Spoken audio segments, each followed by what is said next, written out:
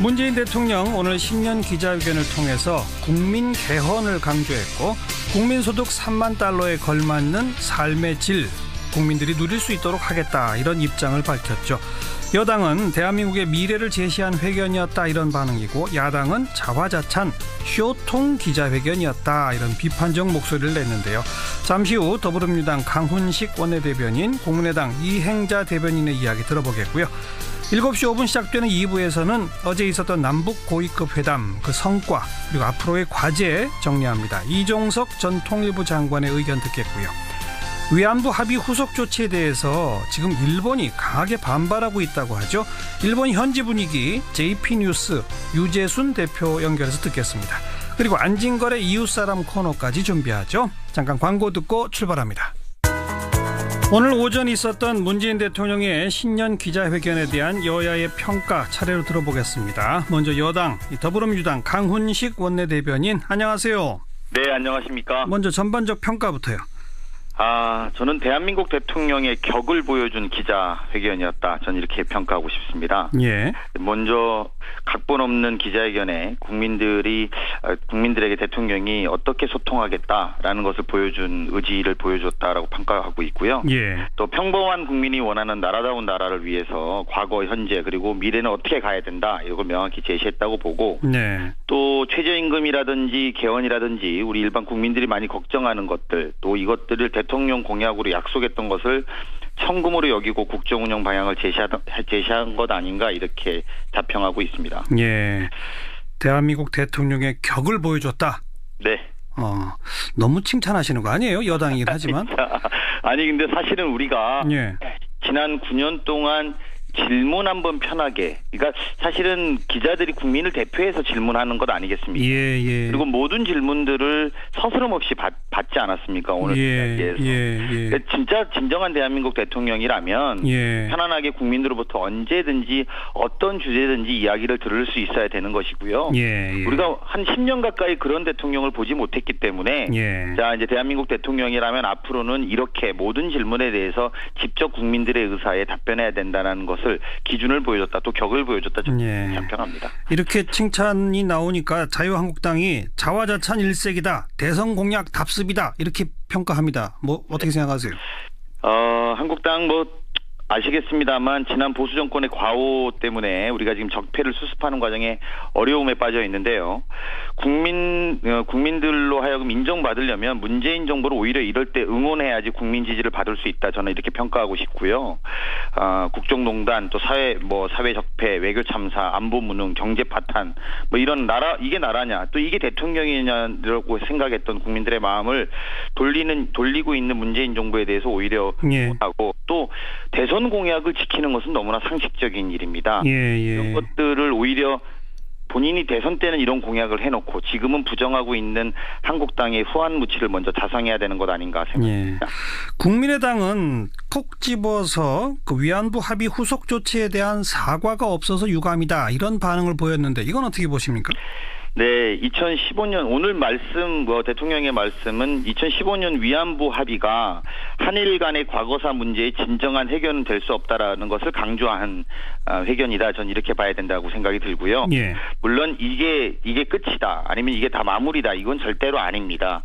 전 정부의 외교 참사를 바로잡는 일이고 이 위안부 문제를 이제 새롭게 시작해서 해결해 보겠다라는 것이니만큼 다만 이제 이게 좀 시원하게 또 위안부 우리 할머니들의 고통을 해결하는 방법으로 해결하지 못한 부분에 대해서 저희도 좀 답답스러운 점은 있습니다만 이것은 대통령이 어떻게 또 그 할머니들만 고민할 수는 없는 부분들도 있습니다. 외교적 갈등 특히나 지난 정부에서 약속해놓은 합의해놓은 문서에 대한 것을 바꾸는 것은 쉽지 않은 문제가 존재하거든요. 외교적 갈등을 최소화하려고 하는 노력이고 지금부터 그 문제 해결의 시작이다 이런 말씀을 다시 한번 드리겠습니다. 어쨌건 대통령의 공약을 못 지킨 거 아닙니까? 그러면 사과 정도는 해도 되는 거 아닐까요? 이게 아직 임기가 저희가 많이 남아 있고요. 네. 문재인 대통령 임기가 이게 시작으로 해서 계속 이 과정들을 만들어 나가서 결국은 공약을 지키는 노력을 할 것이다. 저는 이렇게 평가합니다. 좋습니다. 자, 오늘 이제 가장 정치권에서는 뜨끈뜨끈한 이슈가 개헌 관련 입장입니다. 국회가 합의를 하면 좋지만 합의를 못하면 정부가 준비해서 3월 중엔 발의돼야 한다. 이 여당은 지금 여기에 동의하십니까? 불가피하다면 아시겠습니다만 개헌에 발의를 할 수 있는 곳은 두 군데입니다. 하나는 국회이고요. 예. 대통령의 발의가 가능합니다. 예. 국회가 이 발의를 해주면 제일 대통령으로서 좋겠습니다만 만약에 합의가 안 되면 불가피성도 존재한다. 대통령으로서 이렇게 생각이 듭니다. 예. 그리고 권력구조 문제에서 뭐 개인적으로는 4년 중임제가 바람직해 보인다는 입장을 피력했는데 더불어민주당은 혹시 권력구조에 대한 당론을 정했나요? 당론은 아직 정하지 못했고요. 저희가 총 4차례에 걸쳐서 개헌안에 관련된 토론을 분야별로 했습니다. 예. 마지막 문제가 권력구조 개편이었는데요. 다수의 의원들이 국민들도 다수가 지지합니다만 4년 중임제에 대한 의견이 높은 게 사실이고 예. 또 그렇게 할 경우에는 대통령의 권한을 좀 분산시킬 필요성에 대해서도 당내의 공감대 정도는 형성돼 있다고 봐야 됩니다. 예. 그런데 지금 야당들은 대통령 4년 중임제에 좀 비판적이죠? 네, 그렇습니다. 이원 집정부제나 내각제 이런 쪽을 오히려 원하는 거죠? 네, 그렇고요. 또 일부 의원들은 4년 중임제도 괜찮다. 다만 이제 말씀드린 것처럼 야당의 경우에도 권한은 좀 분산시켜야 되는 것 아니냐. 문제 제기를 하시는 분들도 있습니다. 그리고 야당은 오히려 이 개헌안에 대해서 공식적인 토론을 한 적이 없는 걸로 알고 있어서요. 전체를 제가 말씀드리는 것은 적절치 않아 보입니다. 오늘이 1월 10일인데 2월 말까지는 국회가 합의를 해서 좀 국회에 3월 달에는 발의를 해달라는 게 대통령의 주문 아니겠습니까? 네. 근데 지금 나가고 있는 진도로 봐서 2월 말까지 이게 권력구조 부분에 대한 합의가 가능하겠어요? 그냥 저희가 이전에 했던 개헌이 87년 개헌이지 않습니까? 예. 잘 아시겠습니다만 당시의 개헌도 40일 만에 개헌안을 만들었습니다. 네, 예. 저희가 지금 개헌을 논의한 것은 지금 개헌 특위를 이번에 두 차례를 걸쳐서 연장을 했고요. 총 12개월을 하고도 6개월을 더 연장한 상태입니다. 그렇죠. 예, 그렇게 보면 그리고 이제 또 하나는 한축으로는 그런 지금까지 굉장히 지난한 과정의 토론이 개헌에 관련된 국회 토론이 있었다는 말씀을 드리고 싶고요. 예. 또 하나는 그러면 3월 중순을 왜 나왔느냐? 청취자분들이 들으시면 아마 발의, 공고, 국회 의결, 투표일 공고까지 일정을 역산하면 행정적인 일정이다 이렇게 말씀을 좀 드려야 된다는 것이고요. 그렇죠. 예. 그렇게 보면 3월 중순에는 발의가 돼야 된다는 말씀입니다. 예. 그래서 문제는 국민들의 개헌에 대한 요구를 받아안을 국회의 준비와 합의력이 제일 중요한데요. 그렇죠. 지난 12개월 동안 못한 충분히 논의는 전 됐을 거라고 보고 이런 부분에 국민을 좀 바라보고 개헌에 좀 적극적으로 했으면 좋겠다는 게 저희 여당의 입장입니다. 네. 만약 권력구조에 대한 합의가 이루어지지 않으면 그거는 뒤로 미루고 국민기본권이나 지방분권 개헌만이라도 하겠다는 거에 대해서 여당은 찬성입니까? 이건 상식적인 이야기일 수도 있습니다. 무슨 말씀이냐면 30년 동안 누적된 개헌에 대한 요구를 권력구조 부분, 특히 정치권에서 합의해야 되는 권력구조 부분 때문에 만약에 개헌 자체를 미루게 된다. 네. 이렇게 되면 국민들이 30년 동안 어쨌든 이 개헌의 이런 기본권이라든지 지방분권이라든지 이런 여러 가지 부분들이 있는데요. 네.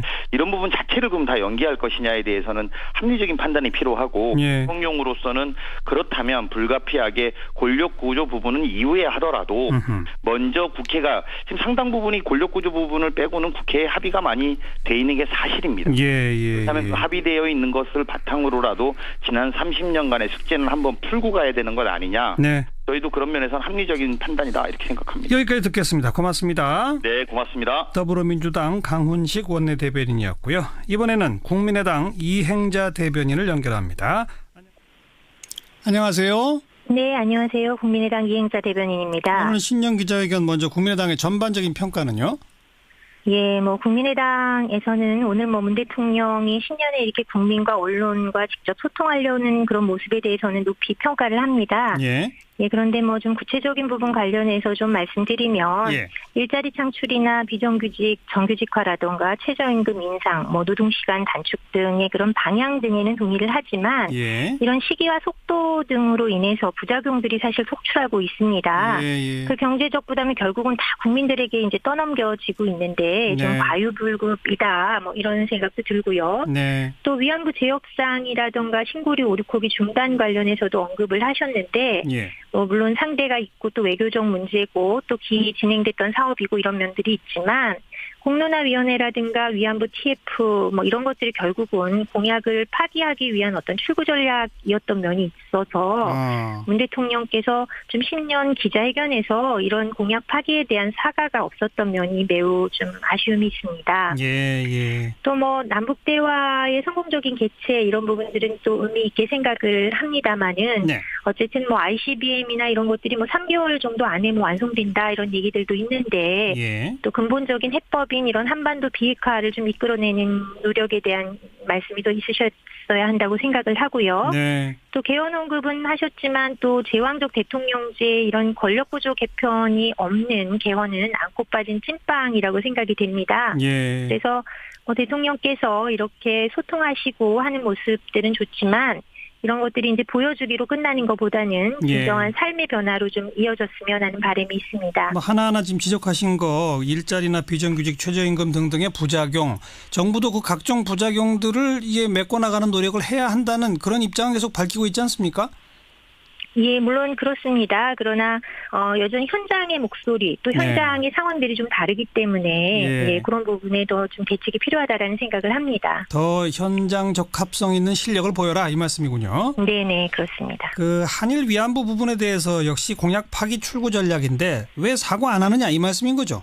네, 그렇습니다. 양국 간에 물론 공식 합의된 사항이기도 하고 뭐 고육직책이라는 면도 좀 이해하는 면도 있지만은 뭐 화해와 치유재단에 대한 해체라던가 10억엔을 일본에게 반환하겠다라는 그런 또 할머니들의 또 요구도 있었고 그에 대한 응답도 아니고 또 대선 때 위안부 합의 재협상이나 또 파기 이런 부분을 또 약속했었는데 그렇죠. 결국은 또 공약 파기 아니냐 또 이런 말씀을 드리고 싶고 뭐 이런 정도는 좀 사과하셨으면 어떨까라는 생각을 해봅니다. 네. 아까 여당한테도 제가 그런 질문을 했어요. 이 정도는 사과 정도는 해도 되는 거 아니냐 그랬더니 아직 임기가 많이 남아있기 때문에 공약을 지키는 쪽으로 갈 거다 이렇게 답하던데요. 어떻게 보세요? 기다려보겠습니다. 네. 그리고 이제 남북 관계에 대해서는 북핵 문제에 대한 조금 더 강한 언급이 없었던 게 아쉽다 이 말씀인 거죠? 네, 그렇습니다. 예, 여전히 사실은 북핵 문제나 비핵화를 언급했을 때 북한이 좀 부정적인 면을 보이고 하셨던 면이 있는데 이런 데 대한 좀 확실한 뭐 입장이나 이런 것이 필요하다고 생각합니다. 근데 이제 막 그 남북 간의 대화 물꼬가 딱 시작된 시점이라서 조금 너무 강한 말 하기가 좀 어려웠을 수도 있지 않을까요?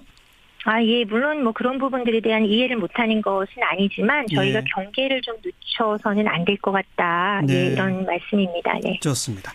자, 정치권에서 이제 개헌 문제가 핵심인데 아까 국민의당은 권력구조 개편 없이는 안고 빠진 찐빵이다 이렇게 표현하셨는데 대통령의 정확한 표현은 특히 권력구조는 정치적 이해관계가 많이 엇갈리는 부분이니까 국회가 합의해주면 그건 그대로 하겠다는 뜻 아닐까요? 근데 합의를 만약 못한다면 대통령이 권력구조의 문제까지 손대는 건 또 역시 정치적 오해의 소지가 있으니까 그건 빼고라도 하자는 의견인데 그건 어떻게 보세요? 글쎄요, 저는 이제 정부 안에 대해서 이제 문 대통령께서 오히려 방점을 좀 두고 계신데 이번 그 개헌의 뭐 가장 핵심 중에 핵심은 권력구조 개편이라고 생각을 합니다. 그래서 이것은 대통령께서 국민의 민심을 좀 저버리는 것이 될 수 있다라는 우려가 있습니다. 그 권력구조 개편 관련해서 지금 여론조사를 보면 국민 다수는 지금 대통령이 개인적으로 언급한 4년 중임제 쪽을 선호하는 것으로 드러나고 있는데 그건 동의하시죠? 뭐 4년 중임제 물론 이제 고려해 볼 수 있지만 권력구조 개편 개편이 중요하다라는 면에서 볼 때 네. 저희 국민의당은 좀 대통령과 총리의 권한을 좀 분산하는 방식 네. 이런 부분들이 필요하다고 생각합니다. 뭐 예. 대통령이 국가안보나 외교를 맡고 예. 또 나머지가 총리가 좀 책임지는 방식 네. 뭐 이런 부분들은 물론 여러 이제 다른 정당과의 뭐 논의나 협의의 여지가 있기는 하지만 예. 어쨌든 이제 권력 분산이라는 면에서 예, 그런 부분들이 좀 필요하다고 생각합니다. 그러니까 지금 언급하신 게 내치와 외치를 분리하는 일종의 이원 집정부제적 권력구조 아니겠습니까? 예, 그렇습니다. 그런데 국민들은 거기에 동의하시는 분들이 소수란 말이에요. 그리고 지금 더불어민주당은 4년 중임제를 하더라도 대통령의 네. 권한의 상당 부분은 국회로 넘기는 뭐 예를 들면 감사원 같은 걸 국회로 넘긴다든지 이렇게 하는 방법도 있지 않느냐. 인사권도 상당 부분 넘기는 이런 방법도 있지 않느냐라는 의견인데 그거에 대해서는 어떻게 보십니까? 글쎄요, 좀 미흡함이 있다라고 생각을 합니다. 사실은 촛불 민심 또 박근혜 대통령의 그런 국정농단 이런 것들이 너무나 이제 대통령의 제왕적인 대통령제에서 나타난 폐해이지 않습니까? 예. 이제 그런 면에서의 이제 근본적인 해결이 되려면 어쨌든 권력 분산이 이제 총리와 뭐 대통령의 권력 분산 등이 좀 필요하다라고 생각을 합니다. 좋습니다. 마지막 질문일 텐데 그런데 어쨌든 이제 국회가 여야 간에 합의를 못하면 그러면 권력구조 빼고라도 일단 하자. 합의하게 되면 내년이라도 권력구조는 다시 또 개헌할 수 있지 않느냐는 거에 대해서 동의할 수 있나요? 이게 30년 만에 사실 개헌입니다. 그런데 권력구조 개편을 뺀 개헌 이것은 진짜 안고 빠진 찐팡이 될 것 같고요. 그러니까 그거라도 하는 게 나은 거예요? 아니면 그거는 할 필요가 없는 거예요? 할 필요가 없는 것은 아니겠죠. 그러나 권력구조 개편을 포함할 수 있도록 좀 노력을 해야 한다고 생각을 합니다. 예, 권력구조 개편까지 포함한 개헌이 되도록 정부와 여당이 더 노력해라 이 말씀이군요. 그렇습니다. 네. 좋습니다. 고맙습니다. 네, 감사합니다. 국민의당 이행자 대변인까지 들어봤습니다. 윤태곤의 뉴스 사이다. 윤태곤 실장 어서 오십시오. 네, 안녕하세요. 오늘 그 문 대통령 기자회견에 이 외교 안보 현안 관련 질문이 특히 많았죠. 그렇죠. 이게 외교 안보가 중요한데 네. 지난번 기자회견이나 과거 대통령들 기자회견에 비해서 오늘 특히 그랬습니다. 특히 그렇죠. 예, 아무래도 최근 며칠 사이 이슈들이 있잖아요. 네. 요 며칠만 해도 세 가지 있지 않습니까? 남북 고위급 회담했죠. 임종석 비서실장하고 칼둔 그 아랍에미레이트 행정청장 회동했죠. 네. 강경화 장관이 한일 위안부 합의에 대한 이제 우리 정부의 후속 조치에 대한 발표했었죠. 그거 하나하나 다 질문이 나왔죠. 그렇죠. 오늘 총 해가지고 17개 질문이 나왔는데요. 10개, 11개 정도가 이 세 가지에 대한 거였어요. 네. 그 질문에 대한 답들을 한번 정리해 보면 세 가지 중에서 굳이 순서를 나눈다면은 대통령이 가장 자신 있게 이야기한 게 남북 관계 부분이었습니다. 아무래도 고위급 회담이 딱 열리는 거니까. 네. 너무 앞서 나가지도 않았고 되게 이제 안정감 있게 대답을 하더라고요. 그러니까 정치적 성향에 따라 가지고 뭐 과하게 보는 분도 있고 부족하게 보는 분도 있겠지만은 상황을 장악하고 있다 이런 자신감이 엿보였는데 이런 것 같아요. 남북 관계가 전방이라면은 후방은 한미 관계지 않습니까? 그렇죠. 한미 관계가 매우 안정적이잖아요. 뭐 트럼프 대통령은 우리 편이겠지 내심 생각하고 있던 자유한국당이 당황할 정도 아니겠습니까? 그러니까요. 트럼프 대통령이 흔쾌히 남북 대화에 대해서 찬성하고 또 한미연합훈련 연기에 대해서도 흔쾌히 찬성하고 그러니까요. 이런 것들. 외신 기자가 그 관련 질문도 했죠. 워싱턴 포스트 지국장이 그런 질문을 했죠. 트럼프의 공이 컸냐. 대통령 그렇다라고 대답을 했는데 이게 트럼프 대통령이 트위터에서 한번 그런 말을 했지 않습니까? 문 대통령도 내 덕에 이렇게 잘 풀리고 있는 거다. 그러니까요. 트럼프 대통령이 말하자면 좀 자화자찬할 기회를 주면서 상황을 관리해 나가는 거죠. 그러니까 자신감 있게 느껴졌다는 거죠. 또 문 대통령도 이런 대목에서는 이제 트럼프 대통령도 좀 지켜주는 것도 그렇죠. 찰떡궁합을 과시하는 그러니까 거니까. 후방이 든든하니까 이게 발언들도 이게 안정감이 있었다는 거죠. 아랍에미리트랑 그다음 일본 문제는요. 이 부분에 대해 가지고 문 대통령 발언이 아주 신중하고 때로는 약간 당혹스러움까지 묻어났어요. 그러니까 UAE하고 어떻게 할 거냐라는 질문에 대해서 공개되지 아니한 협정이나 MOU 중에 좀 흠결이 있을 수 있다면은 그런 부분들은 앞으로 시간을 가지고 UAE 측과 수정 보완하는 등 문제를 협의해 나가겠다. 적절한 시기가 되면 공개할 수 있을 것이라고 생각한다. 이렇게 말했거든요. 좀 흠결이 있을 수 있다면이라고 표현했지만 대통령의 기자회견에서 이렇게 답변했다는 얘기는 흠결이 있다는 얘기 아니에요? 그렇죠. 자, 김종대 의원이 우리 방송에서 여러 번 이야기했지만은 뭐 아랍에미레이트가 군사적 충돌을 가질 때 자동 개입할 수 있는 내용이다 이렇게 그렇죠. 말했고 김태형 전 장관도 뭐 그런 내용인데 어차피 국회가 반대하면 안 되게 돼 있기 때문에 하지만 MOU상에는 그런 내용이 들어 있다. 제가 생각할 때는 지금 뭐 정부 쪽에도 약간 그런 이야기가 조금씩 나오는데 만약에 강제적 자동 개입이라면은 부작용이 있더라도 당장 바로 잡아야 되는 거잖아요. 이거는. 그렇죠. 예. 그런데 약간의 좀 선언적인 게 포함되어 있다 이런 식으로 보는 것 같아요. 문 대통령 발언이 기본적으로 저는 외교관계도 최대한 투명하게 이루어져야 한다고 생각하지만은 앞에 정부에서 양국 간에 공개하지 않기로 합의를 했다면 그 점에 대해서도 존중할 필요가 있다고 생각한다. 이렇게 마무리했습니다. 예. 그러니까 뭐 단어로 치면 자동 개입이지만 현실로 벌어지는 일에서 아랍에미리트가 구체적으로 뭘 요구하는지 거기에 대해서 우리 군이 어디까지 들어줄 수 있고 어디까지는 안 되는지 이런 걸 지금 이제 세밀하게 협의해 나가야 되는 거 아닐까요? 그렇죠. 그러니까 정부는 알고 있을 거예요. 당연히 알고 있죠. 네. 그리고 일본 그 위안부 문제에 대해서는 이것도 비슷한 맥락인데 문 대통령은 파기, 재협상을 통해 해결할 수 있는 문제가 아니다. 기존 합의에 대해 받아들이기 어렵다고 한다면 왜 파기하고 재협상을 요구하지 않는 것이냐 그런 질문을 할 수 있다. 기본적으로 위안부 문제는 진실과 정의의 원칙에 의해 해결될 수밖에 없다. 이렇게 강조했는데 어찌 보면 앞에 문장하고 뒤에 문장이 조금 충돌이 되는 부분이 있는 거잖아요. 약간 모순적이죠. 네, 파기 재협상 하긴 안 하겠다.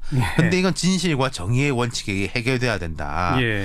결국은 이게 두 사안 다 현실적 어려움을 반영하는 것. 그렇죠. 저희가 여러 번 이야기를 했지만은 전 정부에 대해서 이제 지적하는 것까지는 그렇게 부담스러운 문제가 아닌데 이게 연속성이 있는 문제들을 이른바 리셋한다는 것은 매우 부담스러운 거지 않습니까? 상대방이 있으니까요. 그렇죠. 그러니까 제가 남북 관계에 대해 가지고 대통령이 오히려 자신감이 있었다고 말씀드린 건 이런 맥락인 것 같아요. 박근혜 정부 때 뭐 이어받고 말고 할 게 없거든요. 남북 관계라는 자체가 없기 때문에 그렇죠. 그 정부가 뭘 해놓은 거에 대해 가지고 부담을 가질 필요가 없기 때문에 물론 매우 어려운 문제입니다만은 그런 부분에서는 부담이 덜한데 UAE나 그 위안부 합의 같은 경우에는 좀 맥락이 다르게 부담이 크다. 오늘 기자회견에서 이게 잘 드러났죠. 그러다 보니까 대통령의 답변도 그냥 명쾌하고 간단 명료하기가 어려운 거죠. 그렇습니다.